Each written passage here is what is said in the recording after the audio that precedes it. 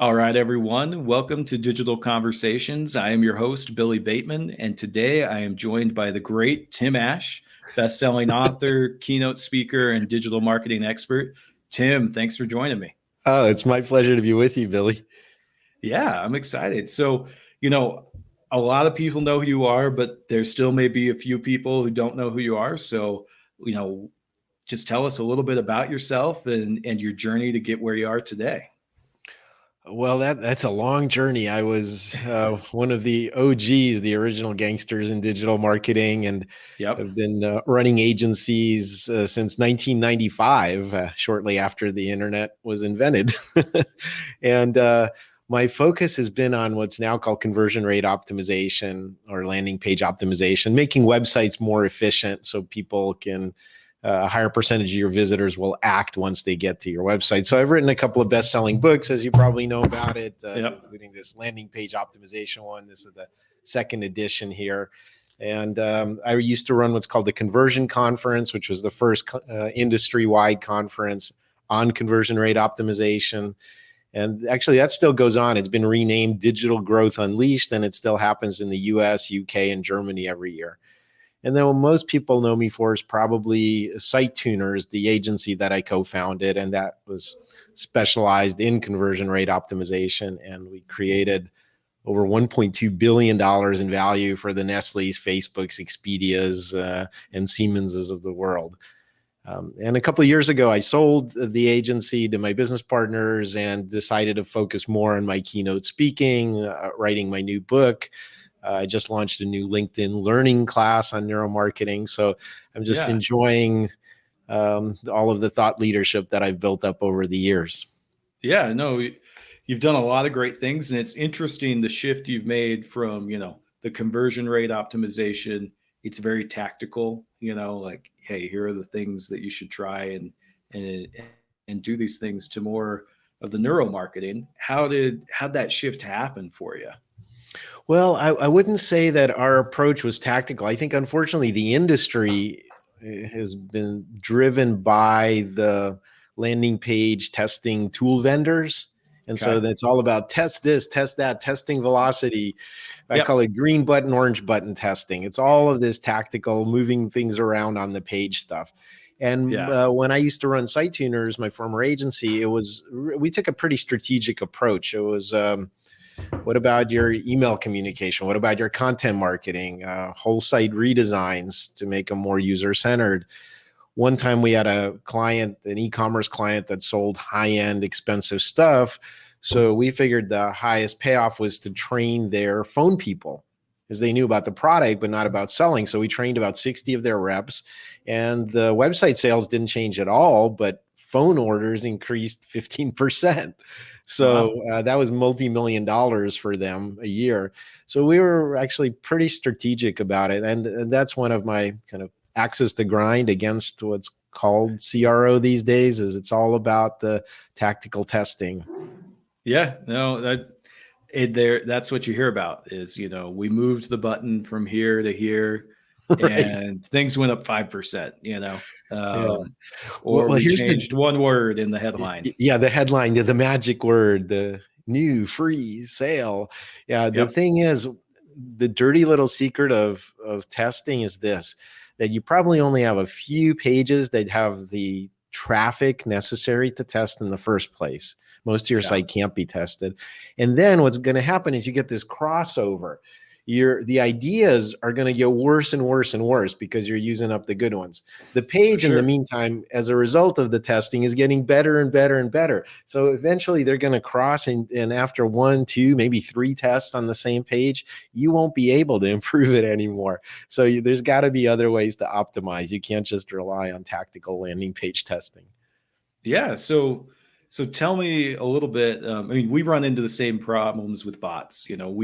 We built a split testing platform into our chat bots and our live chat, and there are a few like very easy things to test. That's like, hey, Yeah. whether like the CTA, like there's a couple ways to do a really good CTA. Test those out. test the question order in like a qualifying sequence, and what questions are in there. And then everything else is just, small little tweaks here or there, Yep. but you're going to get Yeah. like 70% of your return on like the first 3 tests you're on. Exactly right. Yeah. So, but let's talk about the your new book, your Unleash Your Primal Brain. Really interesting stuff. You shared some of it at our conference we had last month, That's right. When and I did the keynote, that was fun. yeah, it was awesome. You were. It was. I still get feedback that people are finding it, they're watching it, they're like, love that you got Tim. Love all the things he's sharing. One of the things I think was really interesting was your insights on the pricing page Mm. and rethinking how you put together a pricing page. Where did you how did you get the idea for that? Is something to even run that as a test? Well, it's when I ran Site Tuners, most of that 1.2 billion in documented value that I mentioned was a result of these kind of durable neuromarketing principles. I've Okay. always had a background in that. One of my undergraduate degrees was in cognitive science, along with computer engineering. And then I stayed in grad school and worked on what's now called machine learning or neural networks, artificial intelligence, that sort of stuff. And 7 years in, I quit and started my first agency. But I've always had this love for the cognition and the brain, how people really make decisions. So I guess you could say I applied it to marketing, and it worked. If you want to have a really good, durable career as a marketer, you have to understand what you're trying to influence, and that's your own brain or the Yeah. brain of other people.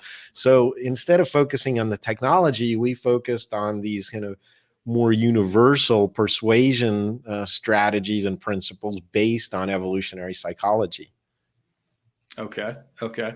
And one of the things with the psychology that you mentioned in your keynote that I loved is, like people kind of were driven by fear a lot of the Mm, time. And I think that, the more I think about it, I'm like, man, how many decisions do we make out of like fear of missing out or yeah, losing something? exactly. Or, like we don't have a lot of fear, at least here in America, that you're going to not have anything to eat or you're going to die on every day, like things happen, but it's not something like top of mind to you. Yeah. But it's more like, am I going to be included? Am I going to be successful? Am I not going to be successful? So, uh, what have you found are ways marketers can really feed into that kind of fear of missing out, without being, like Debbie Downer, but still harness that and take advantage of it. Well, that's funny. You should mention fear, because what did I put on the cover of my new book? A scary caveman head jumping out at you, through the book Yeah, cover. And that was quite intentional, because that stuff gets our attention. So it's not so much about fear of missing out. It's fear and loss and anything that lessens our chances of survival. So we're more sensitized to threats and losses than we are to upside. If I said, "Hey, yeah, Billy, here's a nice scoop of ice cream, but first, as you reach for it, let me whack you on the hand with a hammer." I mean, most people aren't big enough ice cream fans to go for that one, right? yeah, And that's because we're sensitized to losses and to pain and to loss of resources and threats of all kinds. So I think a lot of marketers make a big mistake by having what I call marketing happy talk. Use our product and you'll have whiter teeth and be better looking and yeah, have live in a mansion and all of that stuff. And the thing is, it's much easier to say, if you don't use our product, you'll have crooked yellow teeth and nobody will want to date you and you'll die under a bridge in a cardboard box with your pet cat. Right. Okay. Now that if I paint that picture, all of a sudden you're motivated to do something about it, to yeah, fix that. If that's the trajectory, you have to do something about it. So marketers are really fighting with one hand tied behind their back if they don't at least paint the picture of what happens if you don't use our products and services. What does the end of the road look like for you? yeah. So what are the levers or the different things the marketer can pull to help paint that picture that's like, hey, you're gonna miss out. You might end up living under the bridge with your cat, if you don't Oh, the use our cat would probably product. run off to find a better owner, Yeah, actually. I would I would think your cat's gonna abandon you at that point, and if it doesn't, it's a far too loyal. So Exactly. It's not a dog after all. yeah, yeah, a dog might stick with you. Yeah. Well, some of the things that you can do is go to your customer service people. They're getting an earful from your customers, and or go to your social media feeds and just see in the raw. I mean, not your, again, pardon me, bullshit brand stuff like our brand is the greatest in the world. Go see Yeah, what people are actually saying about it, and you're going to get a lot of information. You're going to get all the negative stuff they're saying. Some of the best marketing copy we ever wrote was not writing anything. We would just take things that people were actually saying about their situation or the product, all the negative stuff, and we just repurpose their words. So I'd say get as close to the customer as you can and listen for the negative stuff. There's going to be plenty of it. So that's a good tactical tip. Just get close to the front lines instead of sitting back and talking about return on ad spend and ROI and stuff like that. yeah, I like it. So when you're talking to customers, what kind of questions do you suggest asking to get the negative? You know, if you're able to get on the phone and say, okay, tell me why you like our product, why you didn't, like I what don't think they're questions? generic customers. I think one of the key, another mistake that marketers often make is not understanding their audience. I mean, we're very tribal. So if your brand is going to appeal to me, I have to understand that you're on my side. And in order to do that, I have to believe that you get me. So the Okay. first thing you should do is have a very narrow definition of what your audience is. And then spend time talking about their values, the cultural stories they tell, what's important to them. And only then should you design your products and your pricing and your messaging for that audience. I think most brands basically are too broad. They say, hey, all 8 billion people on the planet should buy our stuff. And it's just not true. Okay. I like it. So talk to the customer, find out what their pain is, really know who your customer is. What else Well, can we be yeah, doing? then that means narrowing. That's saying no. Yeah. It's like, okay, so it's like, okay, who's chat funnels for? Let's use your company as an example, just real quick. Yeah. So we sell B2B companies that really focus on account-based engagement on the website, for that's who they're selling to is Okay, they, what size, what average ticket value, what vertical industries? I mean, B2B yeah, companies yeah. still way too broad. You see what I'm Yep. saying? Yeah. So if I were So to say, okay, we only sell B2B chat software for enterprise size B2B companies in the hospitality space, okay, now you might have my full attention if I'm on your target yeah, audience. You see what I mean? yeah. It's just so Nope. much tighter. And then you can really, it's not much of a stretch to imagine what I'm thinking because you intimately know that small niche. For sure. For sure. Yeah. It makes sense. So if you're in B2B, you should probably focus by vertical industry. By the way, that's another general tip that works really well. I love it, man. Yeah. Finding those industries that you work for, and sometimes you stumble into them. And We that's okay. recently Just we found one on accident recently. A sales guy did one deal and then realized, man, like we never even thought about selling to these guys. And now they're doing a couple deals in the same industry. And honestly, when we built the product, we never even thought imagined about that it. Yeah. industry. Yeah, never thought Yeah. about that industry. So And then you uh, can do the same. So it's really important in terms of testimonials too, that if you have a B2B business, that you have these vertical industry pages. And I'm looking for comparables. So like we were saying, let's say in the hospitality industry. And if you tell me, well, we work with the biggest manufacturers on the planet. Well, I don't care because I'm in hospitality. And even though your yeah, software, probably chat software, functionally works the same everywhere, I need a comparable from my industry. yeah, And so I a couple agree. of strong testimonials within each vertical, that's what's important. Okay. I love it, man. I love it. So, what do you see as the biggest mistakes people are making on their site besides maybe just being too flowery and everything's sunshine and butterflies? What do you see like that we're just doing wrong? Well, I've already mentioned a couple of not really understanding your audience or focusing enough. And I think that's part of a larger problem, which is we still have this inside out mentality. We have the megaphone and it's like, we're telling you why we're great, and Yeah. projecting that out to the world. And instead, you should be thinking from the outside in. There are people out there, they have a problem. They don't know what the solution to it is. They might have misconceptions or they might be misinformed. or just ignorant of certain things. Take them where they are, and how are you going to slow walk them into the sale?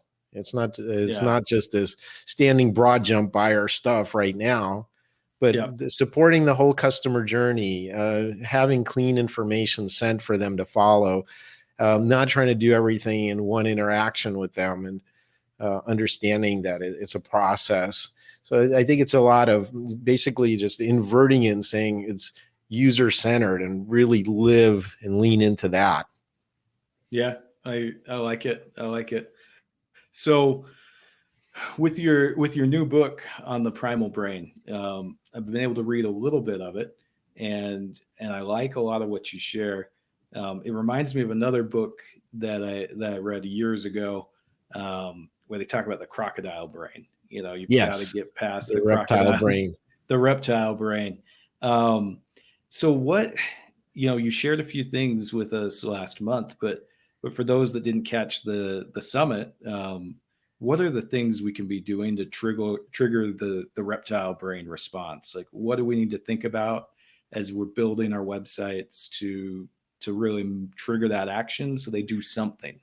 Well, the thing to understand is that most actions happen either automatically or they happen with really strong emotional components involved. There's the rational thinking part of the brain can give you options, but it doesn't decide at all. It Yeah. literally can't decide.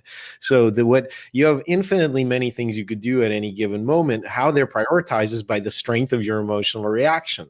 You go, oh, that was awful, I'm going to run away from it. Or, ooh, that's Yeah. wonderful, let me do more of that. And so that's what prioritizes stuff. And I think most marketers are in a way too clinical, and they're trying Okay. to appeal to the Mr. Spock part of the brain, to the rational part, and that's not the one in charge. So you're talking to a closed door. You want to impact me. I think one of the strongest things you could do is have an emotional tone and a point of view, an editorial voice, and to really stand for something and to be against other things. I mean, to polarize. And I know it's got a Yeah. lot of bad connotations in politics right now, but as a marketer, you're trying to overcome not me buying your competitors' products. You're trying to overcome my need to just conserve energy and do nothing. So you want to move me off my comfortable spot. And the only way to do that is with passion and emotions. Yeah. No, it's always easier to do nothing than to do Yeah, something.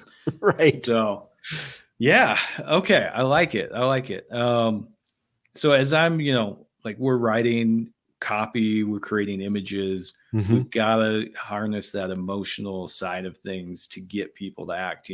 One thing that came to mind is, when I was dating my wife, we dated for a while. I kind of couldn't make up my mind a little bit. And then all of a sudden she was like, hey, if we're not gonna get married, like let's call Yeah. this off. And we took a break for a little bit, and man, after a couple of days I was like, man, I really miss Chelsea. My life's a lot better with her than without her. So Exactly. it didn't take long after that to get married, and realize that was the right thing. But they had to have that kind of emotional reaction, to do something different than what we'd been doing. So And that also triggered fear of loss. Like, by oh, taking big the time. break, it was like, okay, what happens when she's not here? That's Oh, like, for sure. I mean, women know what they're doing. They're smarter than us for a reason. no doubt. So And by the way, I just want to be clear: the new book, "Unleash Your Primal Brain," this is not a marketing book. It's no. kind of a bit of a chameleon, because if you read it as a marketing book, you get a lot out of it. But it's also for personal development, for community building, for Yeah. all of these things. It's basically a guidebook to how human beings evolved and how our brains really work. And it's non-technical, it's non-scientific. There's not one footnote or table or graph in there. Yeah. It's almost like a fast-paced detective story that retraces our evolutionary past. So, this could help you with relationships, by the way, and it could help Yeah. you with your personal growth and development too. For sure. I mean, I came at it from what I've read is marketing and sales is kind of how I was coming at it, but really, like, you don't have to be in marketing sales, and it would be interesting and helpful to you. I agree. No, because I cover memory, learning, gender differences, storytelling, culture. There's so much in there I want to share with you. But yeah, it's certainly most of it is applicable to marketing, since that's at its root just persuasion of other human beings. So let me ask you this about this book in particular. Like, what was the trigger that made you say, this is the book I want to write, and this is Hmm. why?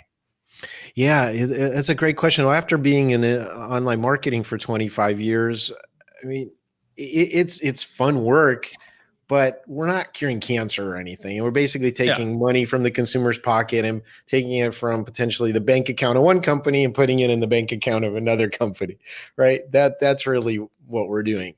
And what I want to do is just level the playing field for us as consumers and individuals against these big companies that are using algorithms and AI, and whether it's governments or big companies.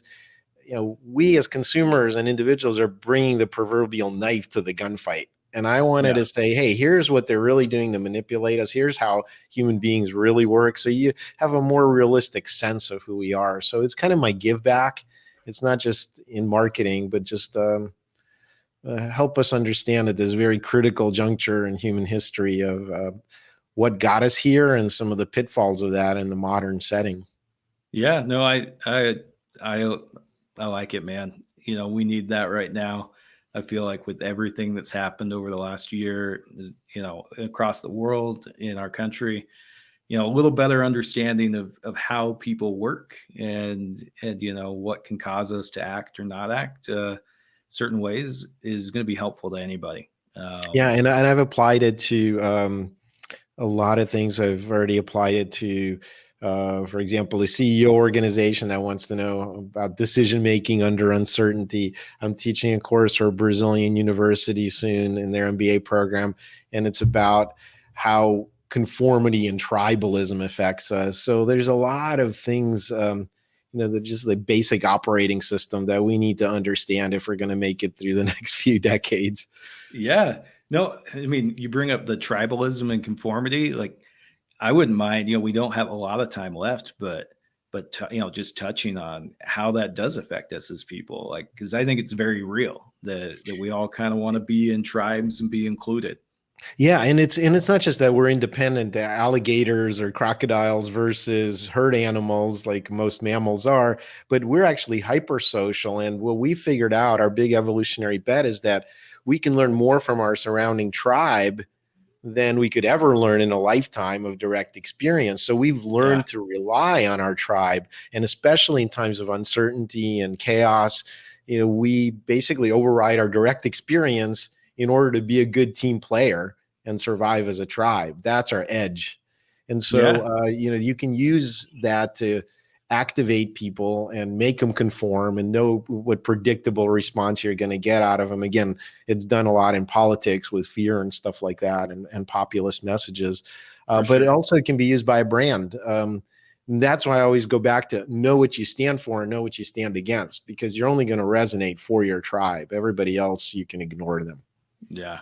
I love it, man. I love it. So before we break, is there anything that if I was really smart, I would have asked you that I didn't? No, you are really smart. You asked me a lot of smart questions. Oh, hey, man. Yeah. Well, let's. The only thing I'd say is just if you're interested in my keynote speaking training or digital marketing consulting, I still do that. Go to timash.com. And if you're interested in the book, I would recommend getting the audiobook version or because I also recorded that myself, or Oh, the ebook awesome. or paperback, and it's available everywhere. Just go to primalbrain.com and you can actually download the chapter of your choice if you want to check it out first. Okay, man. Well, I second that. Tim's awesome to work with, and reach out. Great guy to have a conversation with, and get to know. And thank you so much, Tim. And we'll chat later. Yeah, it was a lot of fun. Thank you, Billy.